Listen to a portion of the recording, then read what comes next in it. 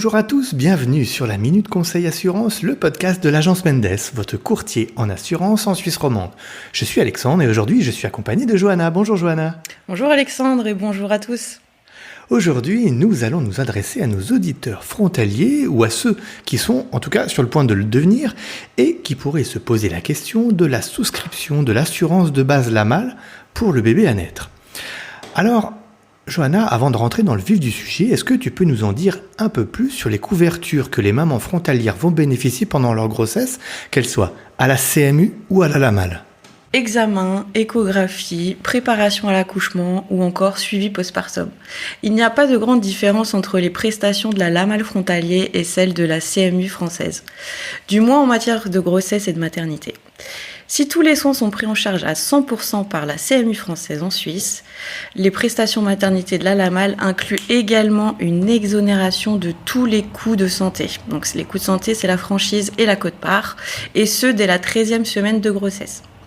En fait, la principale différence, elle concerne surtout l'étendue des couvertures et le confort dont pourra bénéficier la future maman. Même en étant assurée à la LAMAL, elle pourra profiter d'une couverture des soins en France et même obtenir sa carte vitale. En revanche, assurée à la CMU française, elle ne pourra être soignée qu'en France pour être prise en charge. Enfin, le choix entre la CMU française et la LAMAL frontalier, il sera surtout déterminant pour savoir à quel régime sera soumis l'enfant à naître. D'accord. Alors, si je prends un exemple, une personne adulte qui devient frontalière suisse doit choisir entre la CMU, qui est la Sécurité sociale française, ou la LAMAL suisse. Je rappelle d'ailleurs que ce choix est irrévocable. Une fois que ce choix est fait, il n'est plus possible de revenir en arrière. Du coup, si la maman a choisi la LAMAL par exemple, est-ce qu'elle peut demander à ce que son enfant soit affilié à la CMU ? Bien, à vrai dire, non, pas vraiment. En fait, selon les accords européens, lorsque l'un des deux parents dépend du régime obligatoire du pays dans lequel l'enfant va résider, alors l'enfant est rattaché par défaut à ce parent. Donc pour reprendre ton exemple, Alexandre, si la maman est affiliée à la LAMAL frontalier et qu'elle est célibataire, alors l'enfant sera affilié au même régime qu'elle, c'est-à-dire la LAMAL frontalier. Si cette maman est en revanche mariée, divorcée ou séparée, et que le deuxième parent est quant à lui affilié à la CMU française, alors l'enfant le sera également à la CMU française. Enfin, dernier scénario possible, la maman est mariée, divorcée ou séparée, et le deuxième parent est lui aussi travailleur frontalier, soumis au régime LAMAL. Dans ce cas, l'enfant sera affilié au même régime que ses parents, c'est-à-dire la LAMAL frontalier.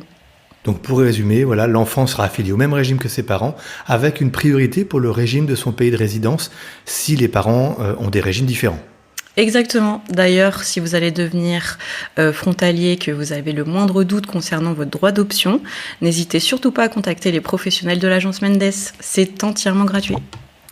Dernier point, on n'a pas encore parlé de l'assurance prénatale. Alors l'assurance prénatale, pour mémoire, c'est la possibilité d'assurer le bébé avant sa naissance, donc sans questionnaire médical et sans frais supplémentaires. Cela permet à l'enfant d'être assuré même s'il présente des difficultés à la naissance. Du coup, Johanna, une maman frontalière, est-ce qu'elle pourrait assurer son bébé à naître en prénatal ? Bien effectivement, si l'enfant est soumis au régime LAMAL, si toutes les conditions le permettent, alors cette maman pourra profiter de tous les avantages de l'assurance prénatale comme pour un résident suisse.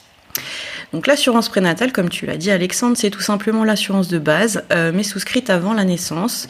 Elle permet une prise en charge complète même en cas de complications à la naissance, car en effet en Suisse, seuls les soins d'un enfant dit en bonne santé seront pris en charge par l'assurance maladie de la maman.